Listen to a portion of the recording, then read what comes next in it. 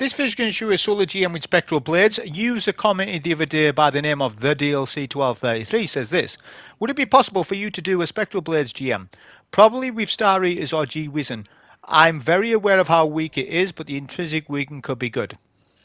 So I was like, I'm curious about Spectral Blades as well, the damage since the buff and the Roman super changes. So let's do a G-Wizen run. That's why we are doing it. Okay? So if you have a good suggestion, other viewers, on things that you want to see, post it and we can consider them, right, over time. It's all about being interactive with viewers, right? So here's the run coming up. Just a reminder, make sure you hit subscribe. The reason why you want to do this for today is that if you follow my solo GM advices, they work 60% of the time, every time. That's why you want to subscribe today. So look at this gameplay here. We're playing really aggressive on the Void Hunter build here because we've got a God Roll baton, which I'm going to flex on you a little bit here. This baton is the God Roll for the gun, and this is the first GL of the gun, the perk roll set I got when I was doing Vesper's Host. First gun I ever got. And it happens to be, it suits me down to the ground. Now, the attrition orbs is critical. Now, we're going to stun this Unstartable with Anarchy. We get a debuff, and we'll use a super. The track and registration is really difficult to get used to on Spectral Blades. I have not used it in probably 2 to 3 years, probably. We're talking a hell of a long time. So, this was my first proper run with the class. I'm not going to run it back, but if I was to run it back, this is my word of advice for Void Hunter mains who wants to try this out. Use Star Eater skills, not G-Wism Twist or G-Wiz Exotic, whatever we want to call it. The exotic isn't very good. It's basically the more amount of kills you get before you go in Viz, you get super back and all this stuff. It's just not good enough because there's no damage bonus via it. Now, there is a weaken via the heavy attack of Spectral Blades. That is base to the super. That is a 15% debuff. Don't worry about it. Your GL will do that. I didn't know that at the time of this run. I was assuming it might be a little bit higher than 15, but no, it's a regular 15% debuff. So to take away from this is don't use your heavy attack. Use light swings only. You will get more damage out of your super if you just use light swings, provided that you have debuffed with your GL via concussive reload. So concussive reload gives you your debuff. You don't need the weakening effect via Spectral Blades. I hope I've made that clear to you. You don't need it. You just need to do light swings. On this run, though, I was using the heavy attack just to see what it's like. The problem with the heavy attack of the super is that it takes too much of your super away from you. So it lasts far less than what it would do if you just use light swings. So light swings is king. Make sure you do that and debuff your target with GL. Then you can use it and then you'll get more damage. Now, as a point on factor here, Void Surge is not up, so the super's doing less damage, 25% to be exact. But even with Void Surge, the super's not strong enough in my opinion. If we compare it to, I don't know, Fist of Havocs, even Storm Trance, other Roman style supers are just flat out better. So from me, this isn't a proper pick, but I would say this, my damage would increase substantially if I ran Star Eater skills. But I wanted to showcase the leading exotic for this Spectral Blades, which is G-Wism Twist. I don't mean leading. What I mean is that this exotic was made for Spectral Blades, so we show you the Spectral Blade exotic because we're doing a Spectral Blades run. I know it's not as good as Star Eaters, and it won't be. And especially with my build as well, it's unfortunate because I can make so many orbs. So I would have cooked a hell of a lot more if I'd run Star Eaters. But at least you've seen the sort of damage base, I suppose, that it does, so you can make your decisions on it. I will say that we was getting our super quite a lot, but we will. It's a Roman style super. So when you're seeing these videos about this super regens, that super is better than this super. All Roman supers are pretty much similar in how we get our super back. It just depends on the type of weapons that you're using. Now look at this. We stun Overload, we kill Overload. That's decent damage. We're all right. But we cannot stun Unstop in this super. I think this super should suppress. Not just weaken. It needs to suppress and weaken. So the key verb is weaken. You can weaken, but imagine if you could suppress and weaken. That would stop unstoppables in your super. So even though Bungie's done some buffs with supers and stuff, I still see holes in their methodology. I still see holes, and that's one hole there for you. Spectral Blade should suppress and weaken, not just weaken. That would bump up its power a little bit. Well, quite substantially, because you could stun the unstoppables in your super. It's got no intrinsic. It's just weaken and debuff. That used to mean something at some point when we used to be able to weaken via Spectral Blades. When it first came out, it used to melt bosses. I have clips of it, but it's really old. It's before 2019. That's how old the clips are. It's Forsaken era. So Forsaken era, it did go through a stage of melting targets. It might have been a few months. I can't remember exactly how much, but I have the footage. And it did melt, but it's a case of now, like I say, the hit detection on it, the hit, like when we, look at, I'm trying to hit these targets. I can't, I'm getting frozen here. But we also have a heal, and to be fair, this is to defend the server a little bit. We have a heal and Bane here, which is the worst Bane we can get, because I don't know where he is. I didn't exactly know where he is. So, we made a good use of the super, but it wasn't brilliant neither. So we're going to stun Champ with the Anarchy plus Baton combo. We're going to make sure we keep getting Devour. So we've got a Devour build going on here. So we can get a Void Breach or Orb to generate Devour energy. That allows us to stay alive in a Brawn GM, because you need a health regen build on when you're doing Brawn GMs. I know a lot of you are on Prismatic and you're getting health regen anyways, but if you are on a light subclass, remember to have some sort of health regen as a part of your kit, or you're going to struggle because of it, because of the modifier Brawn. It's not a standardized GM. It's Brawn. But if you run Devour, right, you get best of both worlds, because you're now more tanky and you can chain kill with Devour, double-edged sword modifier, and it makes the GM significantly easier. And if you are somebody that wants to solo GMs and you never have and got the courage, this is a good place to start. I thought I would never say this, because Birthplace was one of the more difficult GMs back in the days. It was a good 8 to 9 out of 10 difficulty-wise when it first launched. Now on this GM, if you run a Devour build or any sort of healing build within your setup, the GM is probably a 3 out of 10 in difficulty. I'm being serious, I'm not trolling you, it's a 3 out of 10. Like, it really is, because of how tanky you are. You can tank so much, right? Which the damage resistance, I don't know what the damage resistance is on Brawn, but it's substantial. Somebody out there will know it. So yeah, ammo drops, pay attention, because we want ammo drops for the final boss, because this room is part of the final boss when we get teleported. So don't pick up all ammo. Don't be silly with your ammo. You don't need massive amounts of ammo with this double GL combo.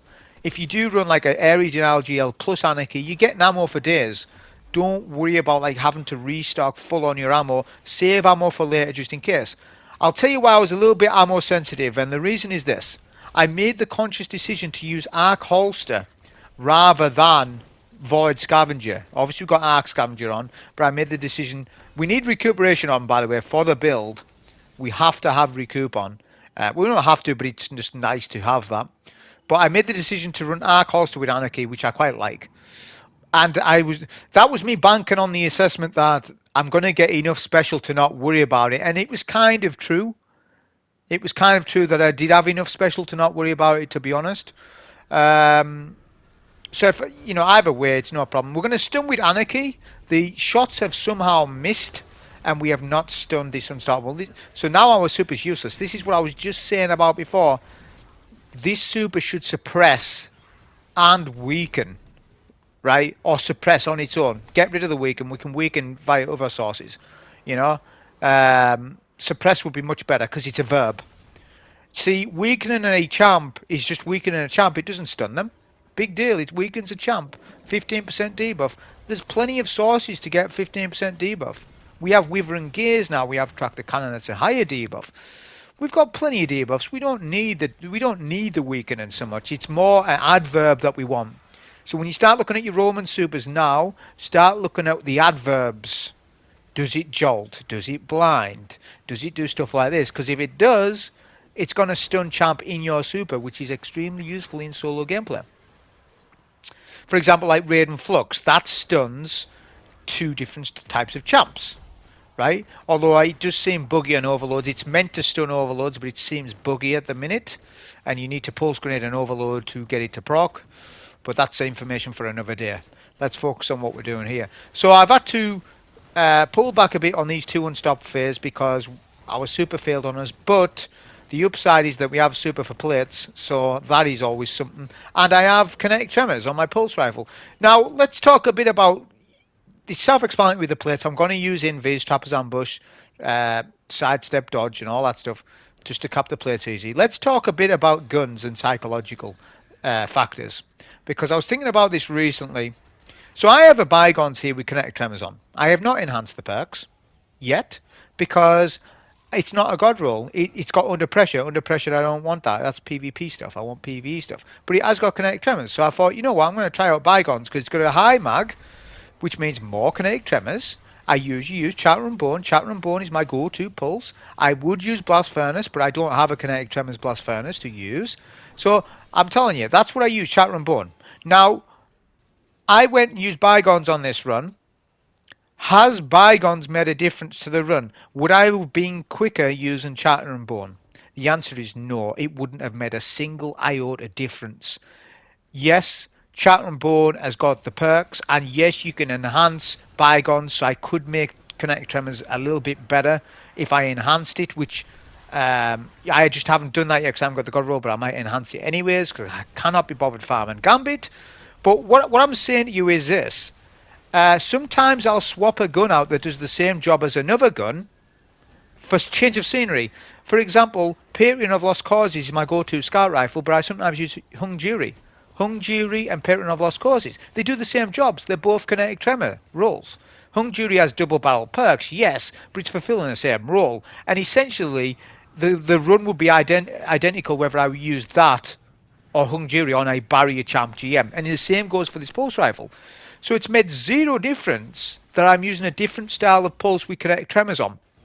The only thing it has done is made me feel good about it because it's a weapon that I remember being fantastic in the Forsaken era. So I'm fondly thinking about the gun and therefore it feels better to me. But ultimately it's the same. It does the same job as Chatter and Bone, probably worse, unless we enhance the perks. But it's virtually the same. To make you understand what I'm on about. So say for example, this is a real world example of psychological things. So if your car's dirty, it's 20 miles an hour slower. Nothing works on the car, your windows don't go up, nothing. You get your car fully valeted, you've just added 50 brake horsepower to your car. The car feels better to run. You want to go out and drive it. You think fondly of your car when it's clean and valeted. But when it's dirty, it's 20 mile an hour slower. Even though it's not, I'm just saying that's a psychological issue, and it's the same for guns. It's even the same for shaders. You run a gun with an ugly shader on, it affects people psychological. They start to play worse with the gun. They start to play worse. If they have not got an ornament in the gun, they feel worse about it. When you enhance the perks on a gun, some perks are a big difference. Like kinetic tremors is a difference if you enhance it. But some other perks are barely zero difference, minimal gains. But seeing the perk glow up with an arrow on it, saying that it's enhanced, is a psychological thing that makes you feel the gun, right, is 50% better than what it was when you didn't have it enhanced. This is a smart psychological thing in the game. And there's all sorts of psychological things like that. Whereas in reality, a enhanced gun versus a non-enhanced gun is minimal gains. 5 to 10% at most, you will get more out of the gun. But when you use it, you feel like it's twice as powerful because you've enhanced the perks. It's a visual thing. It's a psychological thing. It's a really... it's preying on our needs as humans, as our like we're very visual, and it's something that's flashing, and we're all inner kids. Some of us, when it's flashing and it's got something else about it than standard, all of a sudden the gun's better. Or if we use a different style of gun, think of it as a weapon skin. So I'm essentially using Chapter and Bone, kind of, but it's bygones. It fulfills the exact same role, just that it's a Gambit skin on it. That's literally what it is. More to the point, why not just have weapon skins where you can transmog weapon skins? So you can have the Hung Jury weapon skin on, I don't know, Nameless Midnight, right? Or you could do. Why not? I don't see why we can't do that. There's games that do transmog in such fashions. I'm just saying it's really a thing where enhancement isn't that much of a difference. It's only certain perks that make the game-changing differences that you think that it's doing. For example, kinetic tremors does make a substantial difference because you get more kinetic tremors per mag. And that is something, because kinetic tremors is literally potentially the top 3 perks in the game on a primary weapon that's legendary. It's better than explosive payload. And it's took a long time for explosive payload to be dethroned. It's now dethroned by kinetic tremors. I would rather run a kinetic tremors weapon over explosive, but if I could run them both, even better, which Hung Jury does have this. I just don't have that role, but I do have a Desperate Measures kinetic tremors role, which is a double barrel buff, and it does feel nice on the gun, I must admit, but I would still prefer explosive over desperate. I'm just explaining to you some psychological things that are happening with Destiny 2 and you that you don't realise and you don't have a clue about. But when you really think about it and do runs with different guns that are similar of nature, you will realise this big fact that you are picking a skin. It's not so much the power fantasy of it. It's just that you like the gun model better than another gun model. There's RPM to take into account. Yes, that is a major factor in GMs. I'm not going to talk about that today. I'll talk about it another day. I have tried to talk about it to people, but they don't want to listen to me. I'll give you an example. Rapid fire frame pulse rifles are the worst pulse rifles in the game. Higher impact adaptive frame and 2 fire burst pulse rifles hit harder and are more efficient in GMs over the rapid fire frame pulse rifles. I've tried to tell people this, they won't listen to me. They're using Grid Skipper. If you use Grid Skipper in as GM, I will report you, and I mean it. If I'm in LFG with you and you're using Grid Skipper, I'm reporting you on it. I don't want to see Grid Skipper in GMs. It's my most hated gun in the game. Don't be using it. So look at that, how we did that. We used our super with Roman, but it has put us in a problem. So the problem with that picture is we tried to test the super against multiple targets and it didn't do too well for us. So that's just showing you, like, so if I used Tether there, I would have been able to clear a lot more enemies out, because you tether, then you use your weapons and you melt everything down. So in this case, the Roman super didn't give us a gain, whereas Tether would have given us a massive gain. And that's the thing, is that with the Roman supers, we need to make sure whatever Roman super you craft into, that it has good capabilities of stunning champs and doing excessive amounts of damage, as opposed to the one-off style version of it. And in this case, it just isn't. Like, if I popped a Fist of Havoc there, or even, let's say, Raid and Flux, I would have melted everything, all champs, VIP target in one super, because it lasts long enough. The Spectral Blade doesn't last long enough, even if you try and do the thing with the chest plate. I know you're going to comment and say, I haven't used the chest plate properly. I didn't go invis enough, or I didn't spam my, you've got to do light swings, then you go invis, or some. The playback loop of G-Wizen just isn't there for me. It's just not suiting me as a player. So, if anything you can learn from this video, if you do want to try Spectral Blades out, by all means try it out. It's pretty decent because you keep getting it back, but you want to use Star Eater Scales with it. The problem with the Star Eater Scales role in a solo GM environment is that you have to wait a little longer to get those orbs. It's not a problem on the build that I've got, but if you do not have an attrition orb sort of setup, you're going to be waiting for 3-4 orbs to then get and then pop super. So you're popping less supers because of Star Eater Scales. Star Eater Scales' power goes up in dungeons as opposed to GMs, but only slightly.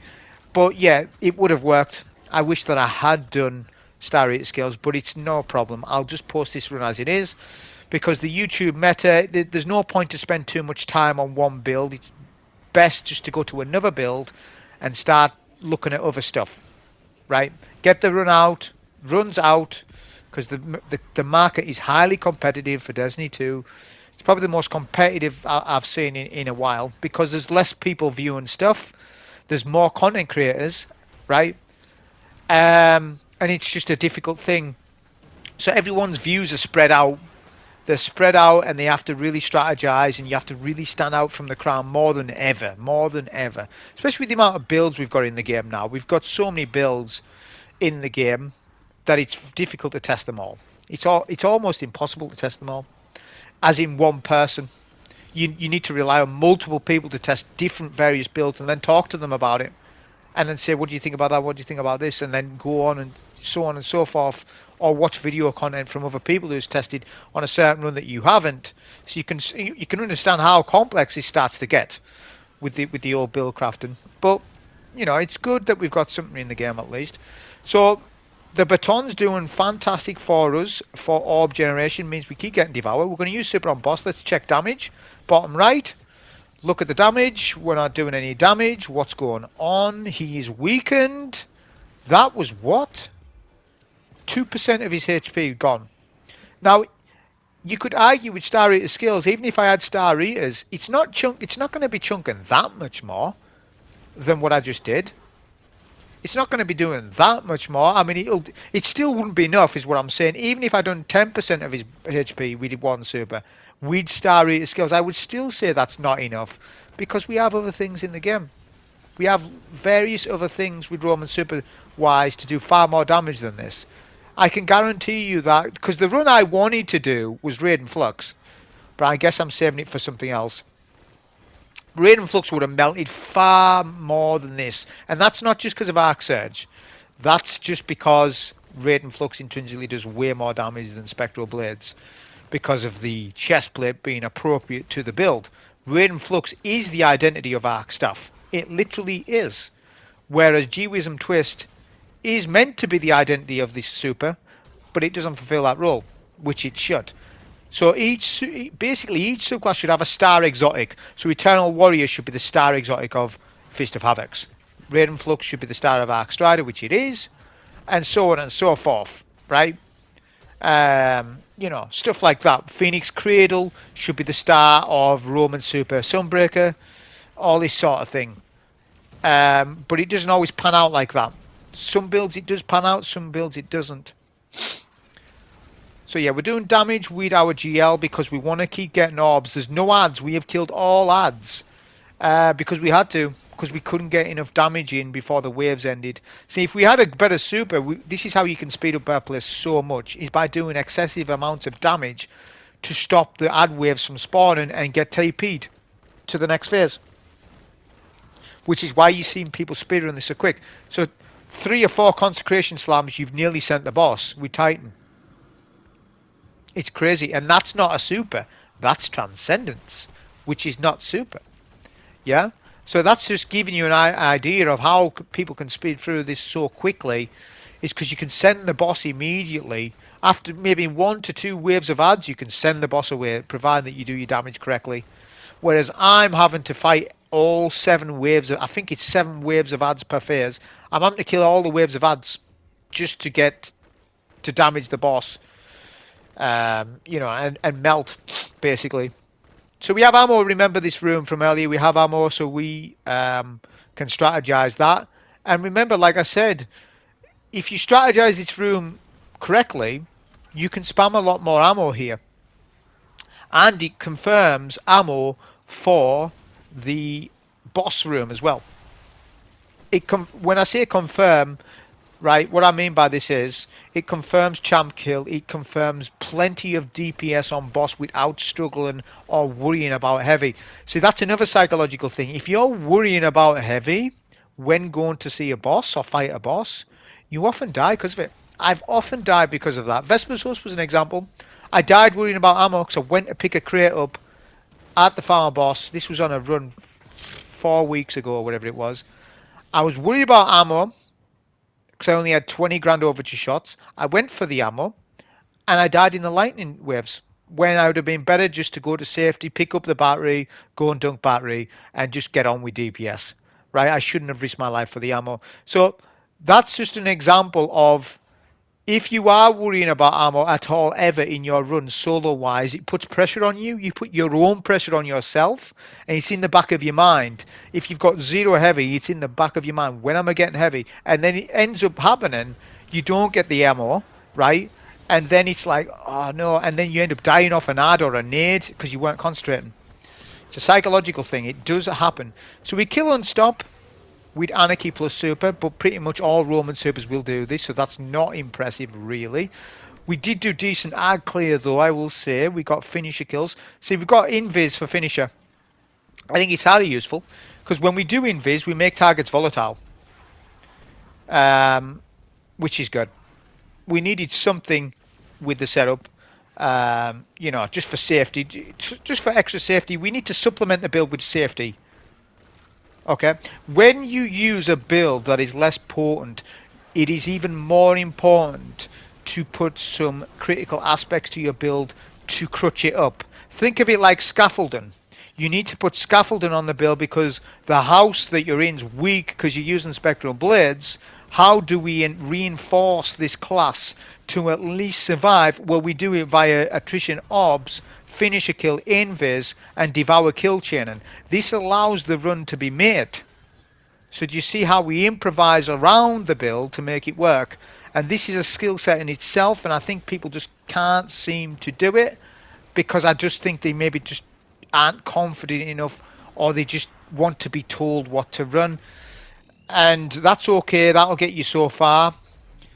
But you know, having a greater knowledge of everything, I think, just helps you out in general. If you have knowledge of every single aspect and fragment in the game and how to work around solutions, you need to be a problem solver. That's what you need to be, is a problem solver. And if you, those problem solvers will get stuff done day one. I'm not saying I'm going to use spectral blades day one. I'm saying that if it becomes in the future where spectral blades was, funnily enough, a meta, I already know about it. I already know all about it. That won't happen, I don't think. They would need to buff it by hundreds of percentages or make the exotic completely rework it for it to be remotely anywhere near meta. It's not meta, it's probably average or below.